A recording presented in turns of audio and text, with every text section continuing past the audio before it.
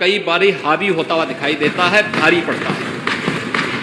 जहां तक केंद्र सरकार के द्वारा बनाए गए 3 कृषि कानून हैं, मैं विनम्रता के साथ कहना चाहूंगा कि केंद्र सरकार ने इसके लिए इस किसान संगठनों के साथ बड़े सम्मान के साथ वार्ता के लिए आमंत्रित किया। कई दौर की बातचीत हुई और हर एक स्तर पर केंद्र सरकार इस समस्या को संवाद के माध्यम से समाधान करने के लिए पूरी ईमानदारी और पूरी प्रतिबद्धता दिखाई। हर स्तर पर संवाद बनाए रखा गया। लेकिन महोदय, जब देश अपना राष्ट्रीय पर्व मना रहा था, गणतंत्र दिवस के दिन जो कुछ हुआ है लाल किले पे, तिरंगे का अपमान हुआ, भारत के आन बान सम्मान का अपमान हुआ, और यही नहीं, जब हम संवैधानिक प्रतीकों का अपमान करते हैं तो भारत के संविधान का भी अपमान करते हैं, और भारत के संविधान का अपमान का मतलब बाबा साहब भीमराव अंबेडकर का भी अपमान करते हैं।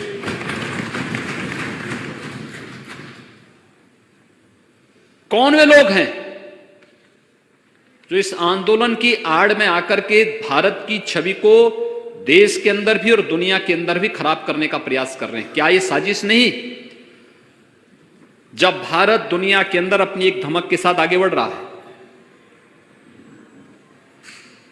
दुनिया के अंदर भारत एकमात्र देश है जिसने दो कोरोना के वैक्सीन बनाए हैं, लॉन्च किए हैं। न केवल अपने देशवासियों को दे रहा है, बल्कि दुनिया के अपने मित्र देशों को भी पहुंचाने का कार्य कर रहा है। वह दिन आप भूले नहीं होंगे जब भारत की वैक्सीन ब्राजील को जाती है, तो ब्राजील के राष्ट्रपति जी ने संजीवनी बूटी से उसकी तुलना की कि जैसे हनुमान जी संजीवनी बूटी लेकर के आए थे लक्ष्मण जी का प्राण बचाने के लिए, ऐसे ही ये कोरोना वैक्सीन जो भारत ने विकसित की है, ये हमारे देशवासियों के लिए संजीवनी बूटी का कार्य करेगी।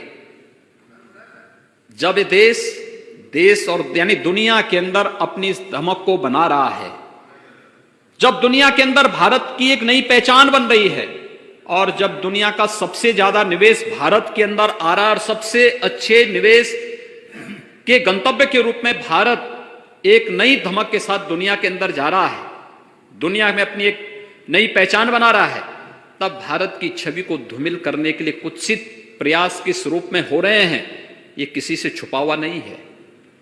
ये घड़ियाली आंसू बहा देने से किसानों की समस्या का समाधान नहीं होने वाला है। किसान के लिए प्रधानमंत्री फसल बीमा योजना हो, प्रधानमंत्री कृषि सिंचाई की योजना हो, सॉयल हेल्थ कार्ड की योजना हो, या फिर एमएसपी लागत का 1.5 गुना दाम, स्वामीनाथन कमेटी की रिपोर्ट के अनुसार अगर ये 2018 में 24 जीन्स का किसी ने घोषित किया तो प्रधानमंत्री मोदी जी ने किया है। मैं उनका अभिनंदन करता हूं, और पूरे सदन को, पूरे देश को प्रधानमंत्री मोदी जी का अभिनंदन करना चाहिए। और यही नहीं, देश के 12 करोड़ किसानों को प्रधानमंत्री किसान सम्मान निधि का लाभ भी देने का काम, 6,000 रुपए सालाना देने का काम किसी ने किया है तो प्रधानमंत्री मोदी जी ने किया है। किसानों के हित के लिए इतने बड़े बड़े काम हो रहे हैं।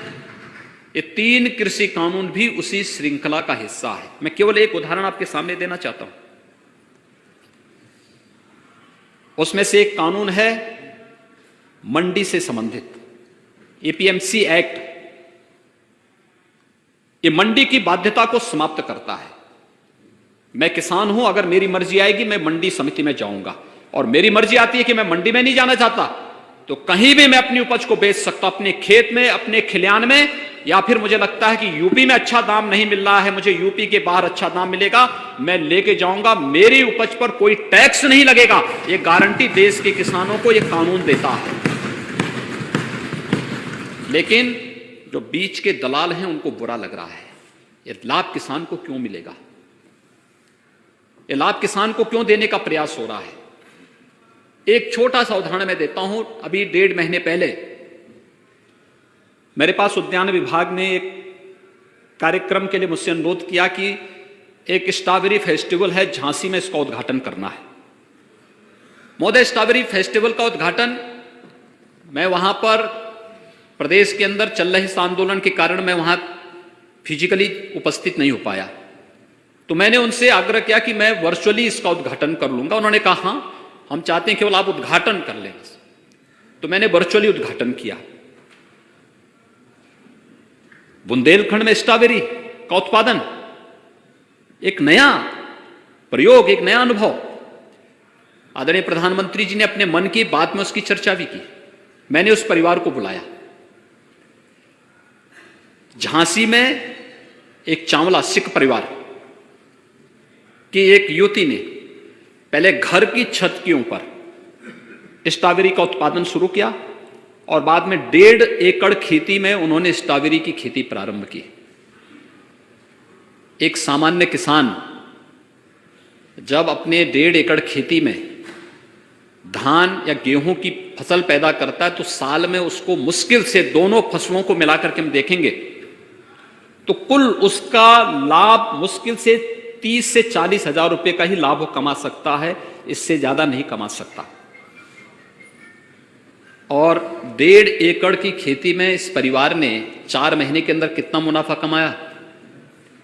36 लाख का। 36 लाख का।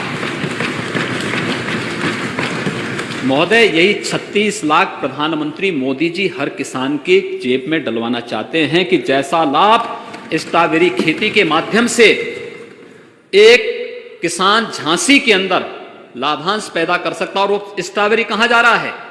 कुछ यूपी के मार्केट में, कुछ दिल्ली के मार्केट में, कोई टैक्स नहीं। ये इस कानून ने उस किसान को एक सुरक्षा दी, एक संरक्षण दिया है।